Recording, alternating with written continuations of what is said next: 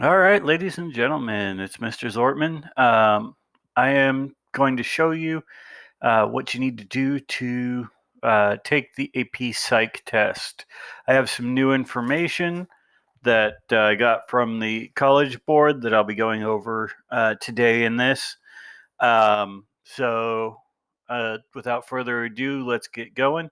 I'm going to go ahead and try and go through this live with you as if you were going to do it on that day.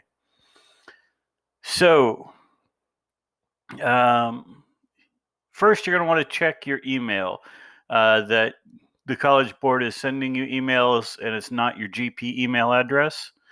If it is, you need to get that changed. If worse comes to worse, if you can't change it, you can just log into my AP 2 days before the test and get your ticket. So there are two ways to get your ticket now. So the day before, you're going to check your connection. You're going to bribe or threaten your family members to give you a quiet place to work. And you're going to get together the notes in a way that you can search them easily. So those sheets that we've been doing, I would have a stack of those with the answers on them, of course. Your phone, maybe with Quizlet open, so that you can easily search your cards, things like that. Day of 12 o'clock. Okay, so day of, you wake up, you are feeling all right. You're a little nervous, but that's okay, right? You're going to get a good breakfast. You're going to not stress about the test at this point because the stress time's over. We're going to then at about noon, we're going to try and get everybody quiet. We're going to check our notes, make sure everything that you need is available. So from 12:15 to about 12:30, you're going to go ahead and log into Zoom.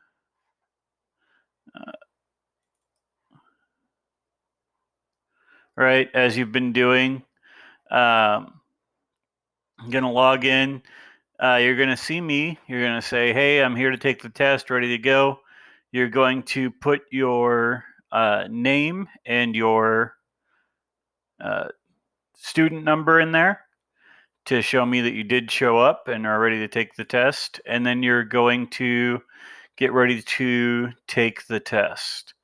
All right, so big what if. What if you wake up and you are throwing up and you have a fever and things are not going good that day, right? Or you wake up and your power's off in your house or something like that. In that case, there is a makeup exam. If you do not take the first exam on May 19th, they will automatically sign you up for the makeup exam. There is not, however, a makeup exam. So if you miss it a second time, you're done. All right. So we're checking over our notes. We log on to Zoom. We say, "Hey, Mr. Zortman, how you doing?" I say, "Great. How are you doing?"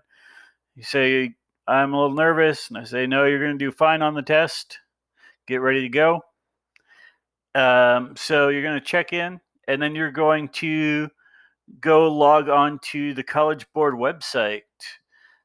So you're going to either go into your email, open up your ticket, and click Start. It has to be within the 30-minute window of before the test goes. Or you're going to go on to myap.collegeboard.org. You're going to open that up. You're going to find your ticket and you're going to click Start.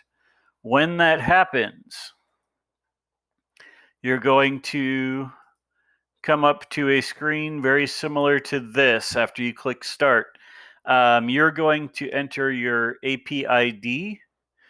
For this, we're just going to put practice. All right, so enter your personal information, review the ways to submit your responses, and they're only going to give us 10 minutes each because this is not specific to our class. So we're going to do one specific to our class in just a minute.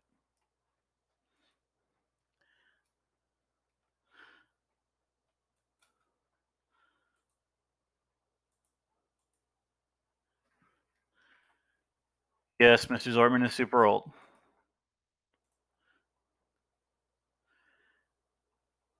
Where am I testing from?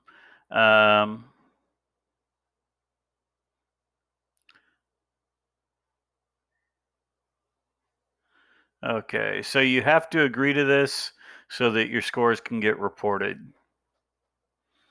All right, so it's going to tell you the time until your test starts. Hopefully, you'll have more time than this at the time. Where are we testing from? We're testing from home. You're going to have 30 minutes if you come in 30 minutes early, and then hit continue. All right, so it's going to tell you how you can turn in your response. You can either attach the text file, you can attach a photo, or you can copy and paste. This is what I'm going to recommend. This is what we're going to do unless you have a reason not to. So you're going to copy, you're going to write it in a doc form, then you're going to copy it, paste it, and submit it. It's the easiest one, the one that has the least amount of ways that it can get messed up. All right. So, yes, if you don't use your ticket on May, you will get signed up for Friday, June 5th is the date if you were concerned about that. All right. So the timer is going to count down.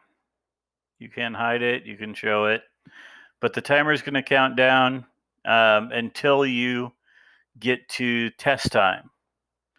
When this timer hits 0, do not refresh. They say do not refresh your screen.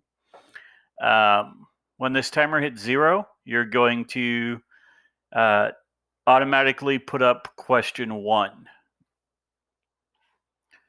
So we're going to go ahead and jump away for a second and let that time run down. Over here, you're getting ready. You've done everything else. You'll open up a Google Doc sheet, or if you're better in Word or Note or whatever you're most comfortable with, you're going to open up a document. You're going to name it question 1, and you're going to put your AP ID number, whatever that happens to be for you. You're going to put your initials, not your name, but your first and last initial. And then you're going to number your pages. So if you go on to page 2, you're going to write this whole header on page 2, same way. So you're going to write your answer right down here. You're going to take it in order. If you have to skip something, skip it, but leave space and come back. All right. So let's jump back to the... Okay, so we've got a little bit less than a minute left.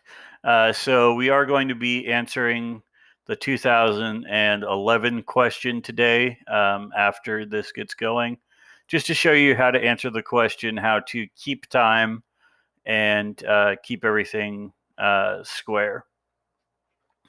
All right, so 30 seconds. This demo is available right now. They said it wouldn't be available till May 4th. You can go ahead and do it. I'm doing it right now for you, but if you want to go ahead and do it yourself, you can go on to 2020examdemo.collegeboard.org. It's right up here, and that will get you the information. Okay, so 5 seconds. Take a deep breath. All right, start working on exam question 1 now. Continue. All right. So on exam day, your question will show up there.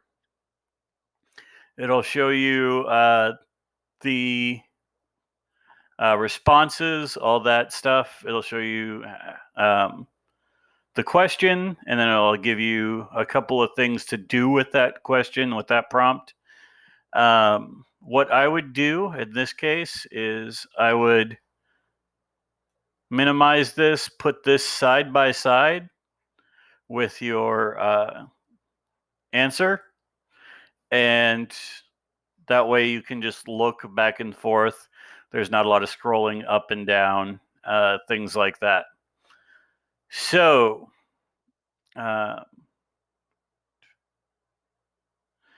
it's going to say to include your AP ID. So you're doing this right here, basically. Write a paragraph or two about anything that you would like.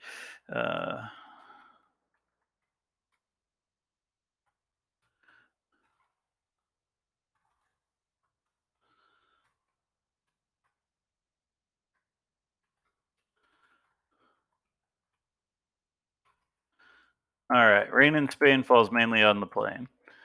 All right, so we're going to then paste our response. So you see how I got that there? Let me see. I can't go back, but down here at the bottom, there was the upload your response or paste your response. Hit paste your response. Right click, copy, or highlight Control C. Over here, Control V.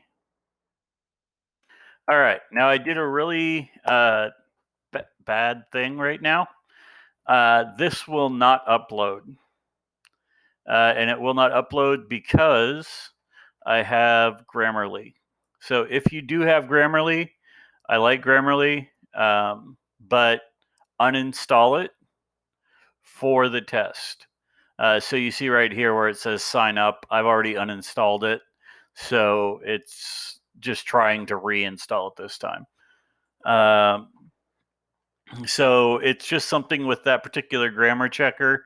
If you have a problem with submitting it, you might go up here, see what other things you have, and try and uninstall them if it's giving you a problem at the very end. So they will not distinguish your time. You're going to have 25 minutes to do question 1, and then you're going to have 5 minutes to upload it. The only thing that's going to happen at 5 minutes that's going to tell you to upload it is this timer down here is going to turn red. So when this turns red, time to upload. So you click on paste, you come over here, you highlight everything, copy, paste.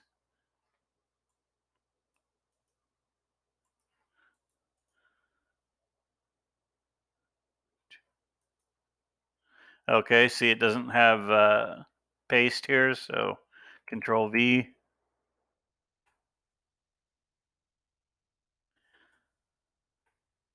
All right. So you've got your information in here. You can clear the field and re-enter it if something was wrong. And then down here at the bottom, you're going to submit your answer.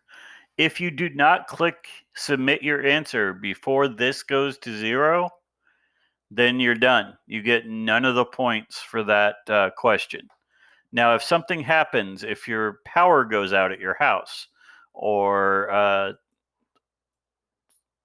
your neighbor calls and you have to evacuate, or whatever, right? This is 2020. Stuff's happening, right? Something happens. After the test, there will be a form that you can fill out to submit to get considered to take the retest in June. So, okay, so here's the submit your responses now. It changed to red, right? So now you're going to be over here. If you have 2-3 more things to say, all right.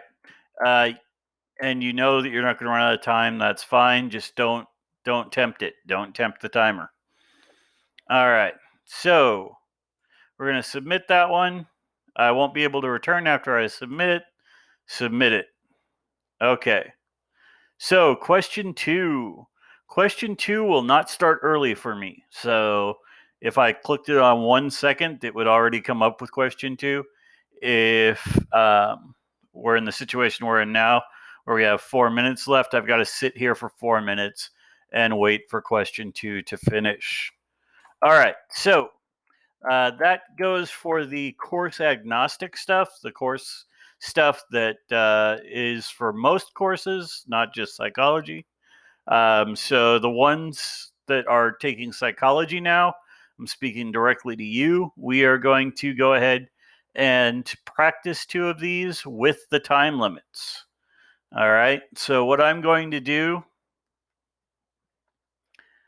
is I am going to set a 25-minute timer on my phone. They said you can set timers on your phone. You can't see it, but there's a timer on there. You can set timers on your phone. You can have people watch and tell you what time it is. Those are all fair game. So I'm going to set a 25-minute timer. I already have the question pulled up, and we'll take a look at it, and then we will talk it through. All right, so I'm going to do this just like you'll get on the AP exam. All right, so start the timer. Research, okay, this is question two. You can tell because this is a research or designed to study. So this is a question two type question. So let's jump to the question one type question. So question one is broken into three parts, A, B, and C. Savannah is a junior in high school and preparing for an exam in her beginning Japanese course. The exam will consist of both written and spoken portions. Although it is her first course in Japanese, Savannah is confident that she will do very well on the exam. Describe how each of the following relates to Savannah's successful learning and performance. All right.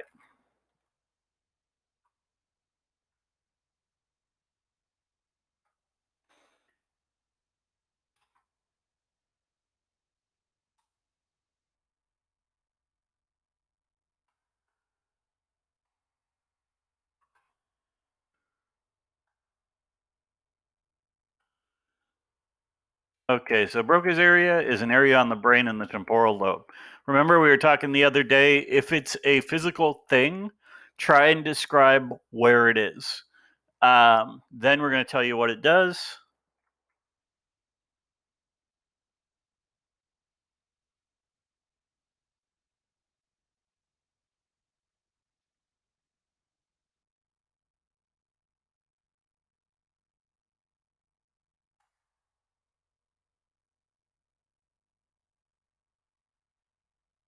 Can't spell muscle.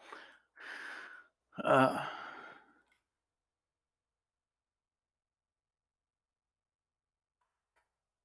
okay, so Broca's area is two E's. The area responsible for muscle movement involved in speech. So it's going to move your tongue, your lips, your voice box, all in order to get things going. So that is your Broca's area. So now we're going to answer the question, right? Make sure you always answer the question. Describe how it relates to Savannah's successful learning and performance. Now, you could say that Savannah had a damaged Broca's area if you wanted to, but we're going to just say that it's working.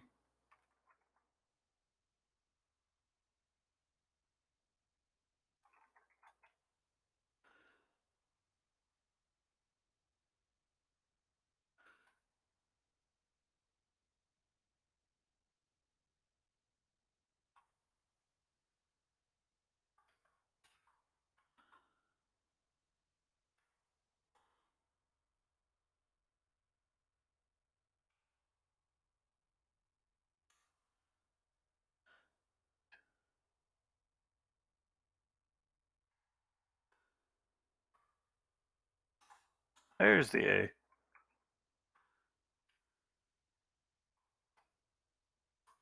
All right.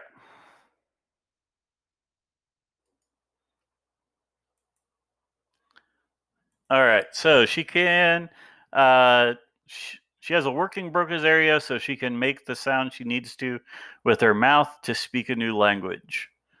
All right. So the use of phonemes. So what are phonemes, right? Now they say don't spend a lot of time online looking up answers because it won't help you. If you need to look something up to re-jog your memory, that's fine, but use it to re-jog your memory and then add to it. Do not copy and paste off of Wikipedia, Google, Quizlet, right? All of those are going to be checked for plagiarism.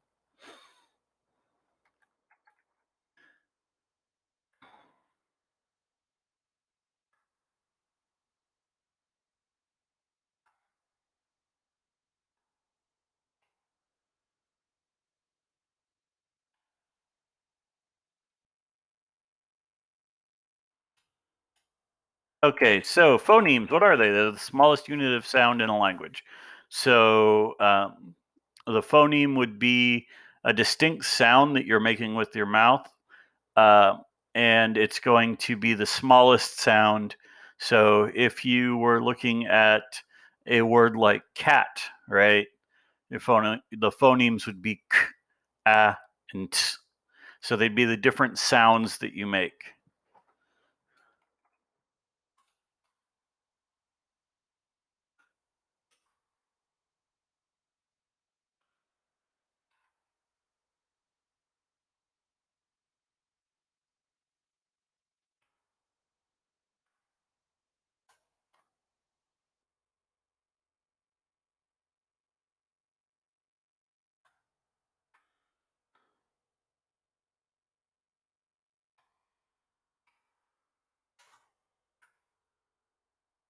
All right. So every language does not use every sound you can make with your mouth.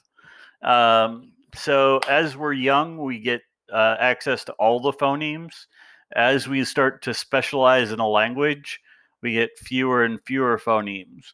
So there may be phonemes that Savannah is going to have to practice in order to sound like a natural Japanese speaker. If there's a consonant or a vowel sound that we don't use, that may be a sticking point. And if she does know that the phonemes are different, that could help her to speak more naturally.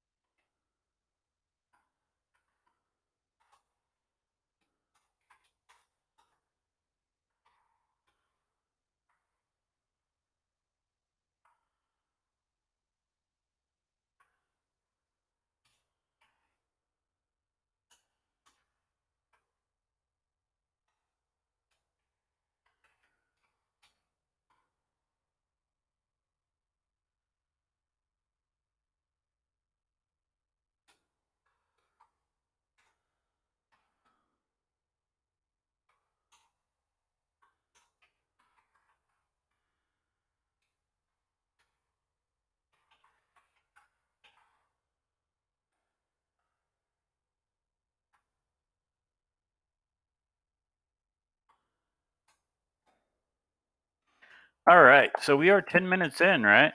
So I'm going to pick up the pace a little bit, but modeling is a type of learning where someone watches an action and then tries to reproduce it.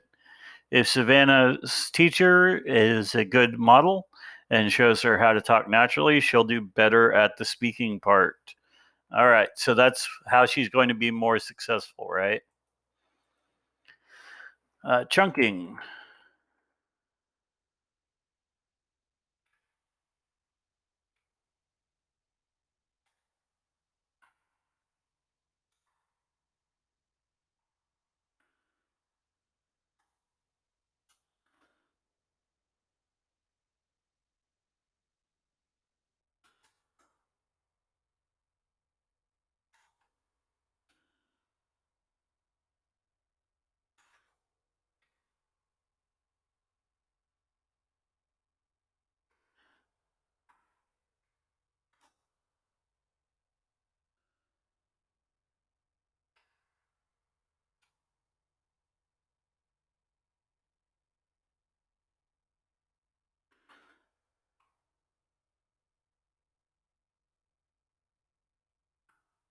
All right. So chunking is breaking information into smaller parts. So if Savannah's teacher chunks her lesson so that she's only learning a few words per day, that would help her learn. If she focuses on a few words and she's not all over the place. All right. So that was A. Now we're going to go to B. Describe how each of the following may hinder Savannah as she prepares for and takes the exam. All right. So, first one, we're talking about how it's going to make her successful. Now we're going to talk about what's going to hurt her. So, how does encoding failure work?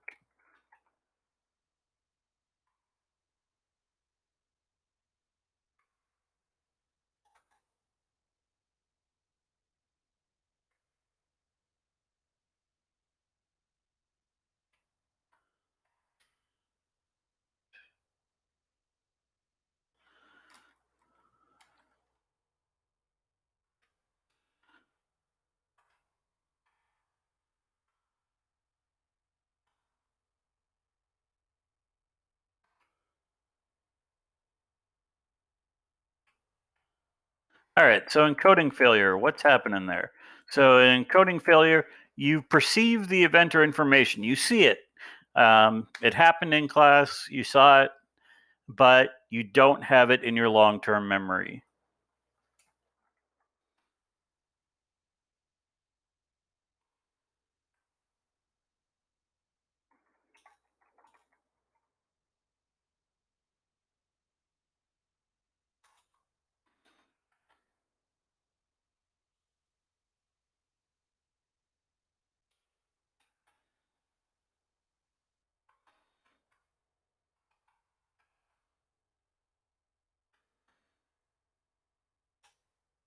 All right. So because of encoding failure, it never actually got into her brain. So because of encoding failure, she may not be able to recall a critical language rule, right?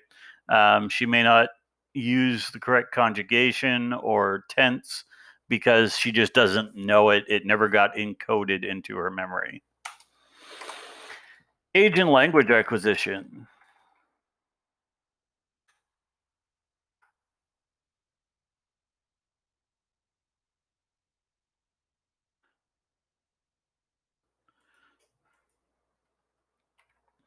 So age and language acquisition, um, you are going to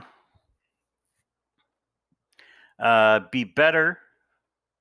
So people.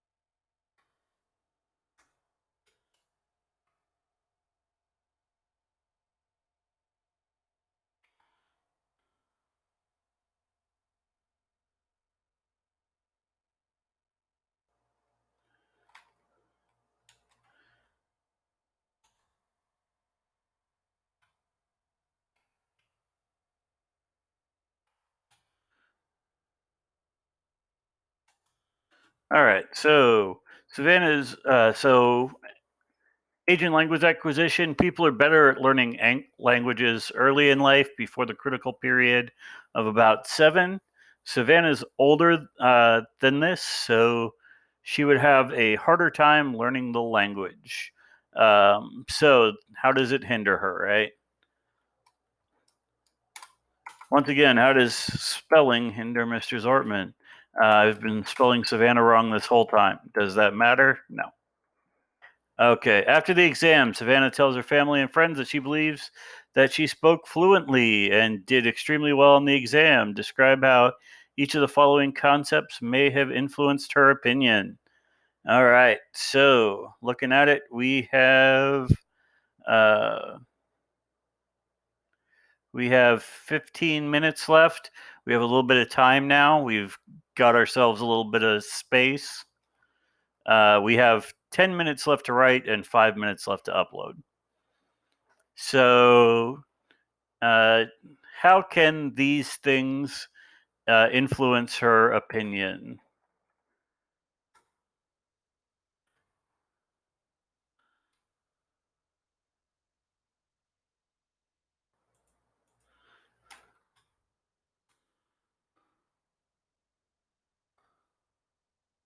Uh,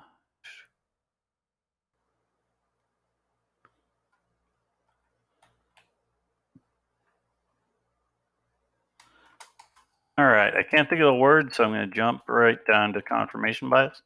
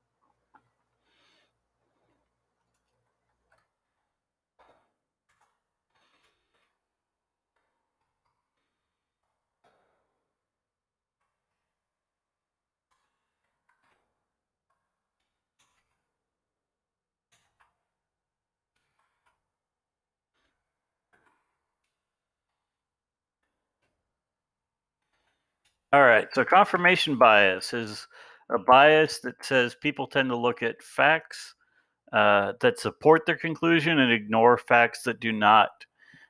This could influence her opinion because she would uh, more likely be more likely to remember questions she got right than questions she got wrong. So self-efficacy is a self-evaluation.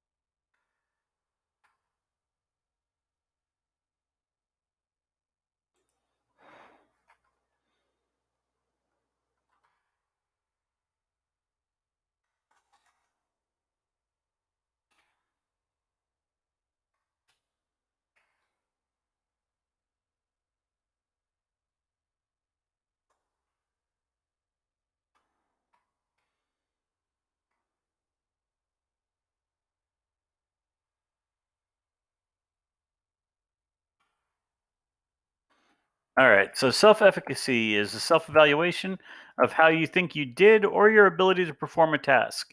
If her self efficacy is that she was going to do well on the test, she'd more likely think that she did well. So if she says, "Oh, I've got this, it's no problem. I've studied really hard. I know all my stuff." And then she goes in and she takes the test and she doesn't crash and burn, she's likely to come out saying, "Okay, I got it. Easy, easy peasy." All right. So we have about 7 minutes left. So we double check the question. I make sure that I've answered all of the questions. Once I'm sure I've done that, come over here, copy, Control C, and then I will go over to the questions. I'm going to hit the paste option down here at the bottom. And then I'm going to click in the box and Control V paste into the system. And that will, get it going. So then it will say, are you sure you want to submit? You can't go back.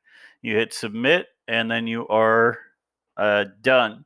You may be sitting here. In this case, I would be sitting here for 6 minutes, twiddling my thumbs, right? Have a Coke, have a water, take some deep breaths, and the timer will count down. As the timer counts down and hits 0, it's going to show you question 2. You can just rename this question 2 if you would like. That's how I would do it. And then question 2 will pop up on your screen. So question 2 pops up on my screen. We've got a researcher designs a study to investigate the effect of feedback or perception of incomplete visual figures.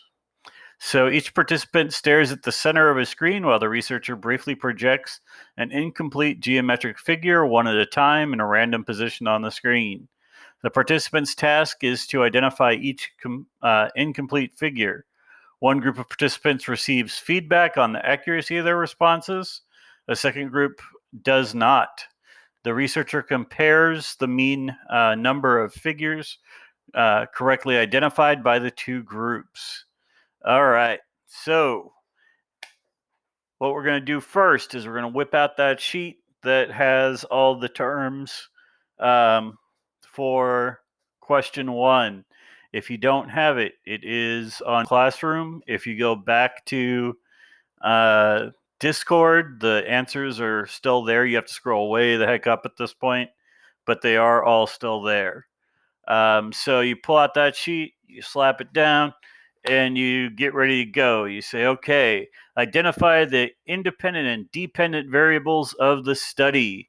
So I'm going to look on my sheet. I'm going to say independent variable is the variable that was changed. So what was changed between the control and the non-control group? So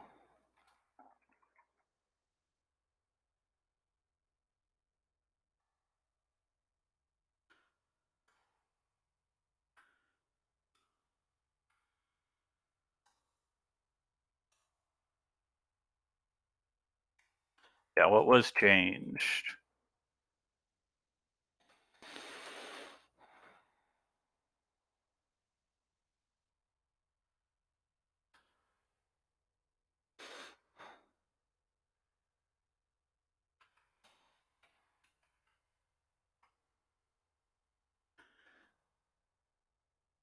All right. So what we changed in the control group and the other group is one group we gave feedback to about the accuracy of their responses. The other group we did not. All right.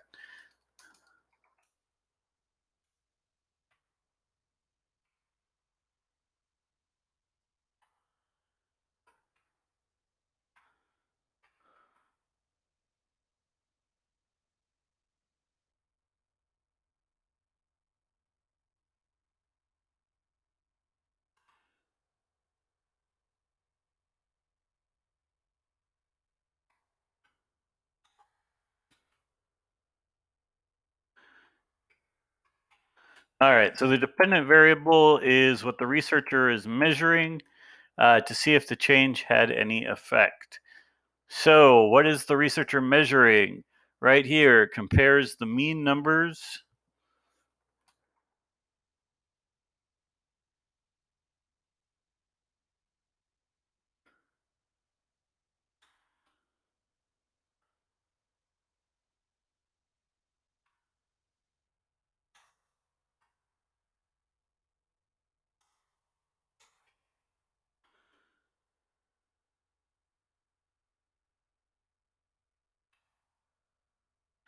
All right. So see what I did there? I just took that sentence right out of there. I did change the sentence up a little bit. I don't think they're going to nail you on plagiarism for quoting them, but just be safe. Better be safe than sorry. All right, so that is part A. Part B. Identify the role of each of the following psychological terms in the context of research. Foveal vision.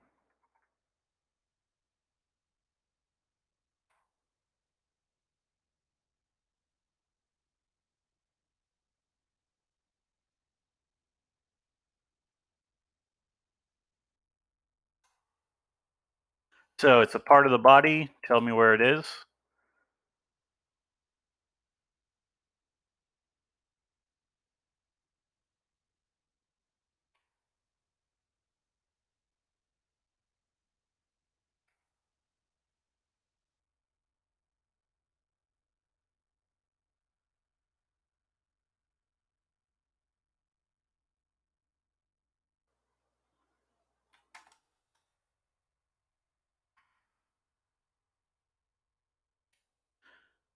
Okay, so foveal vision. Fovea is in the eye. It's the point where the image is focused on the back of the eye. So, uh,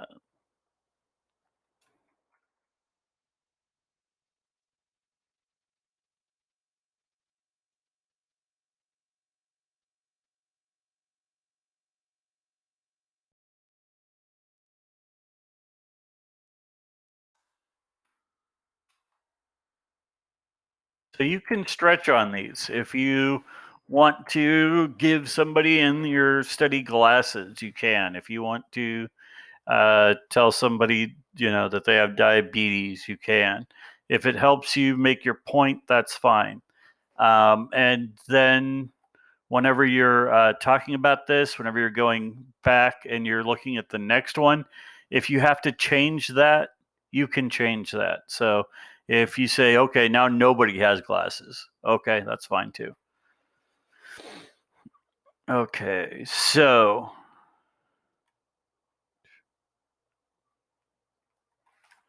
we're going to change misplaced to misaligned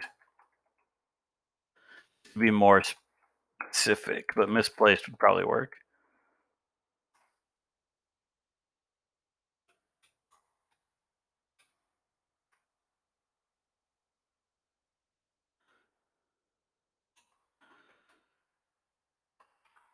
So the fovea vision, um, fovea is in the eye. It's the point where the image is focused on the back of the eye. If someone's fovea were misaligned due to needing glasses, they may not do as well because they need vision correction. All right, feature detectors.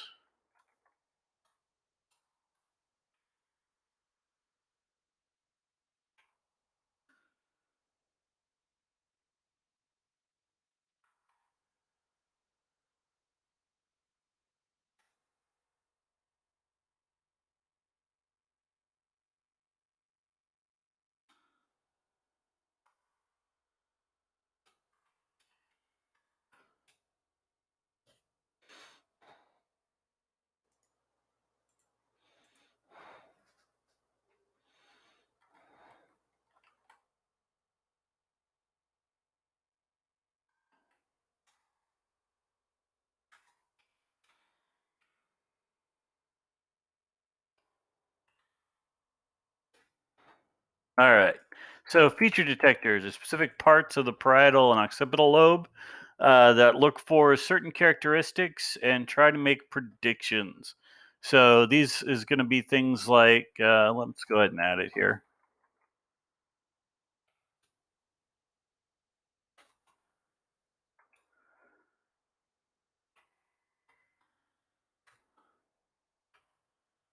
All right. So things like depth, color, and shape. These are your feature detectors. So how does that work here?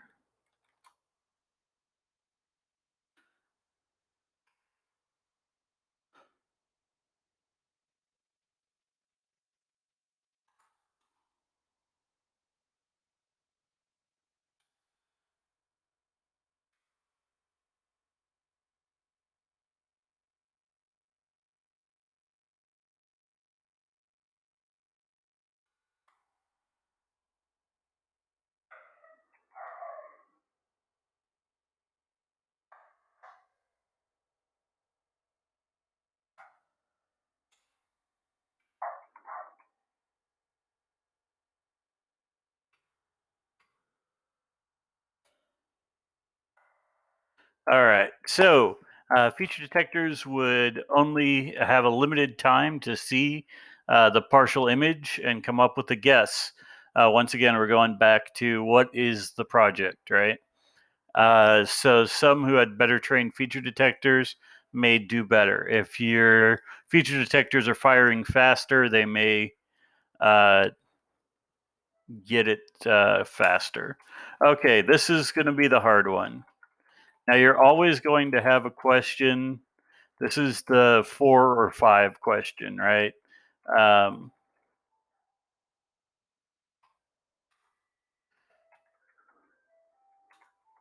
that they don't actually even expect you to get.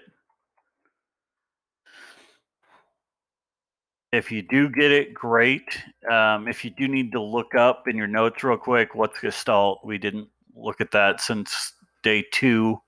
Um, you can look that up, but I would skip it and come back to it. All right, describe how each of the following terms relates to the conclusion that can be drawn based on the research. So, uh, random assignments.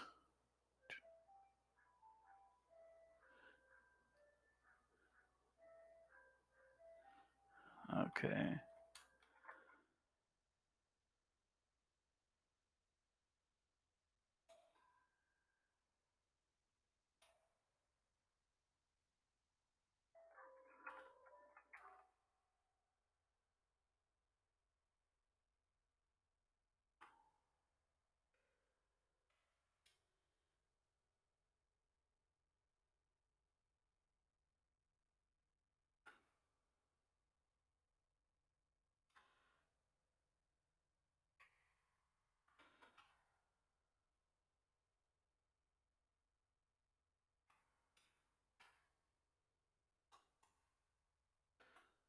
All right. So the participants need to be randomly assigned, and then the groups checked for accidental non-randomness for the experiment to be valid.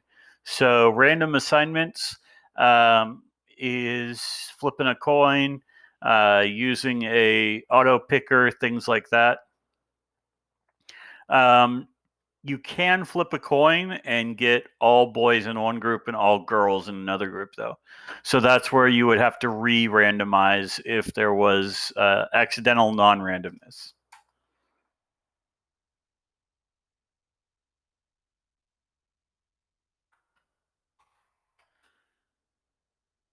Oh boy, look at that spelling.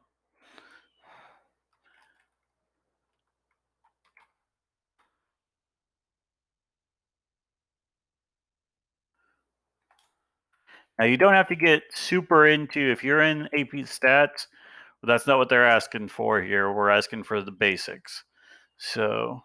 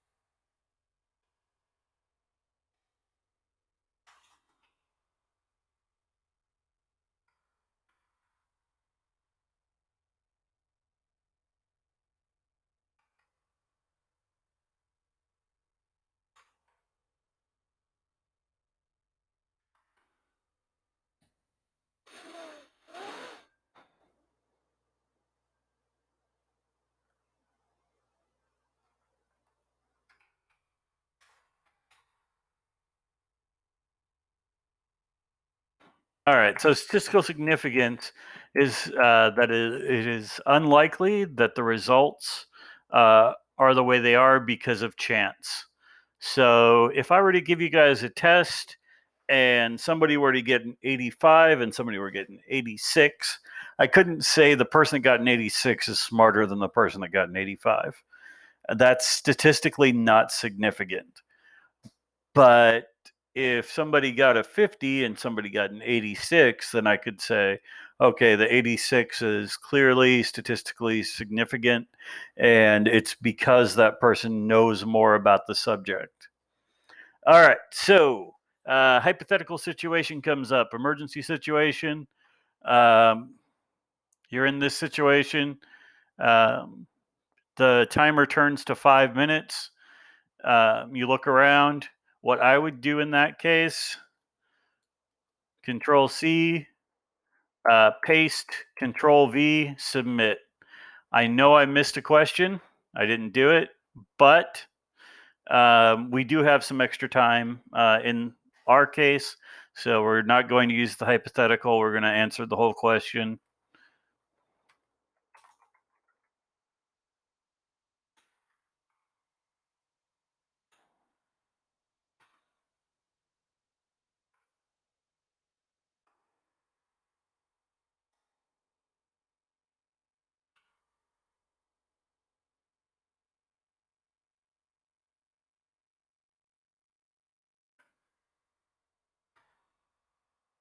All right, so the Gestalt principle, in particular of closure, but Gestalt in general, is that the brain tries to complete pictures and patterns, um, even if the whole image or the whole uh, song or the whole whatever is not there.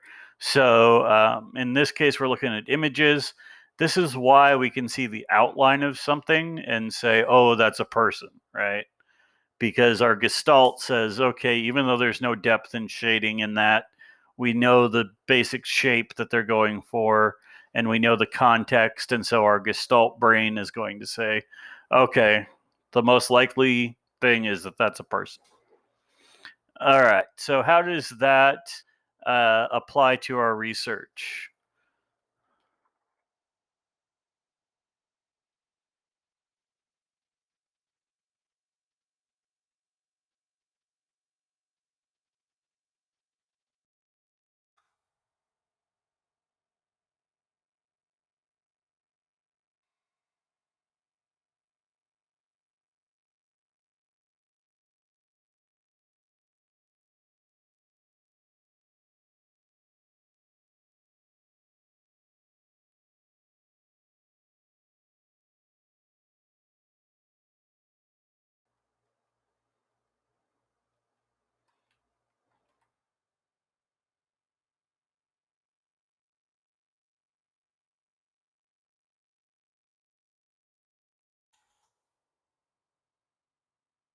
All right. So, the partial images shown rely on Gestalt to predictively finish them. So, a person being tested would be able to guess what the finished picture is.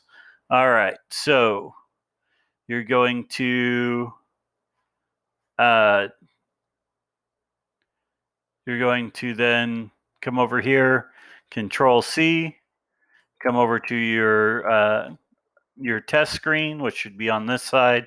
Hit the paste, click in the box, Control V for paste, submit. It'll say, are you sure this is the end of the test? Submit, and then you are done. You can say, yay! Now there's one more step to do. So there's one, possibly two more steps to do. So you're done. Close these out. You're going to log back onto Zoom, and you're going to say, Mr. Zartman, I did it. I think I did great, or I may have missed this one question. I'm not going to be able to talk to you about specifics on the questions that day. But as soon as I am able to, we will get on Discord and we will talk through all the questions and what they probably will accept and what they probably won't accept. All right. So the other thing that could happen is that you run into a technical difficulty. All right. So there's going to be button over here that's going to say something to the effect of report technical difficulty. You can do that, obviously, if you're on. If you are not on, you have 48 hours to report your technical difficulty. If you started the test, you have to report the technical difficulty for them to give you the makeup test. And it has to be a valid reason. It can't be, oh, I ran out of time, or I got up and walked away from my computer. But if it's, my apartment was on fire, then obviously they're going to say, okay, we're going to give you the second chance. All right. So those are the two things you need to do. Whenever you get done, you need to come see me. I'll say, great job. Have a great day. And then you will be, for all intents and purposes, done with psychology. So it's been great having you guys in class. I want to do a short game at the end of this. I know it's a long video and I want people to watch it. So what I want you to do is in the comment section for a 100 for the 6 weeks. I'll just go back and put hundreds for all of your assignments.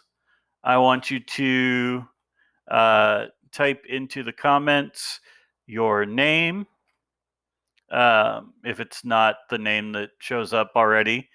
And then I want you to use 2 psychology terms, one for your first initial and one for your last initial. So let's say that the person watching this is,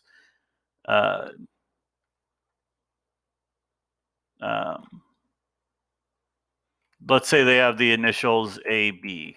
Let's make it easy. So you're going to put down your name, and then you're going to put 2 words,